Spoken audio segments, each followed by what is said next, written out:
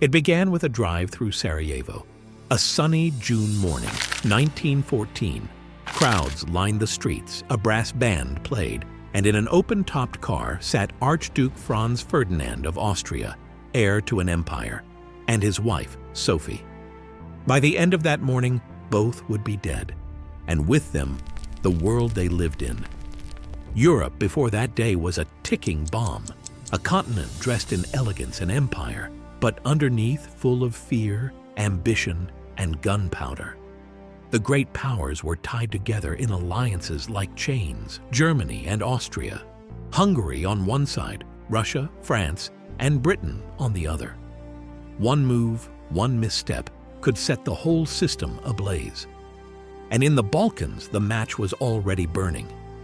The Austro-Hungarian Empire ruled over millions of Slavs who dreamed of freedom, of joining Serbia, the small, fierce kingdom that had just beaten back the Ottoman Empire and wanted to unite all South Slavs under one banner. Vienna saw Serbia as a threat. Serbia saw Austria as an oppressor. So when the Archduke announced a visit to Bosnia, on June 28th no less, the Serbian national holiday, it wasn't just poor timing, it was a provocation. That morning, as his motorcade rolled through Sarajevo, 6 young men waited along the route.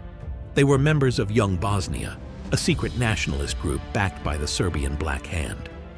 They were idealists, radicals, and assassins. Each carried a pistol, a bomb, and a cyanide capsule. The oldest was 27. The youngest, Gavrilo Princip, was 19.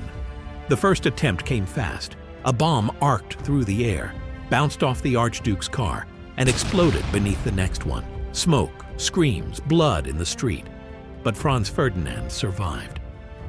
The attacker tried to kill himself, but the poison failed, and the river he jumped into was barely knee-deep.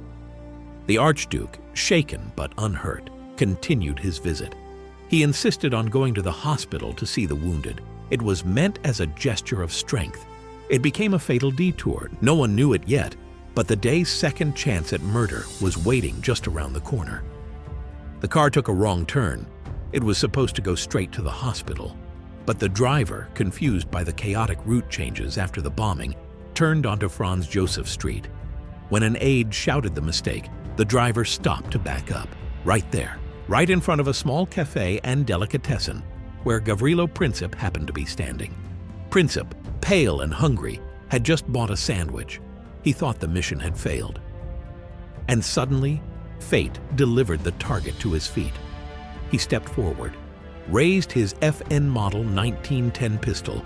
2 shots rang out. One hit Sophie in the abdomen. The other struck Franz Ferdinand in the neck. The Archduke's uniform soaked in blood as he turned to his wife and whispered, "Sophie, Sophie, don't die. Live for our children." Moments later, both were gone.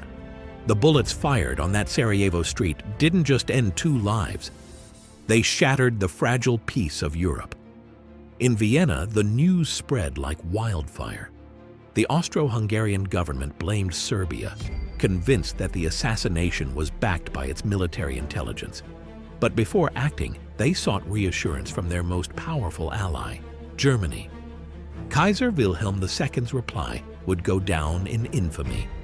"You may rely on Germany's full support, whatever you decide." It was a blank check for war. Within weeks, the diplomatic machine spun out of control.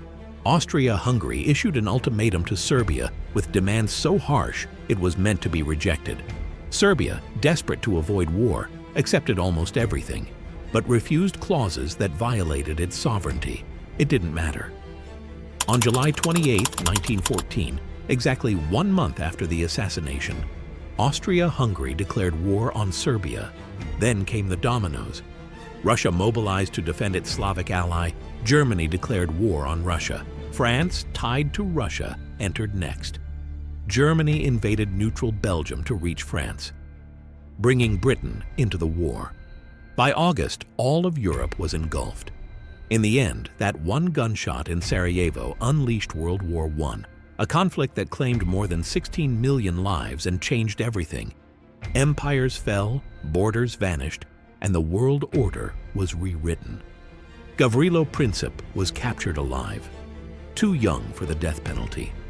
He died in prison in 1918, frail and tubercular. Just months before the war he started finally ended. The Austro-Hungarian Empire he had fought to destroy collapsed anyway, replaced by the very Yugoslavia he had dreamed of. But the peace that followed was only temporary, because the scars left by that war would fester into the next. All of it, the trenches, the gas, the millions dead, traced back to that quiet morning in Sarajevo, when a teenager's pistol shot split history in two. A world of kings and empires died that day, and the modern world, for better or worse, was born.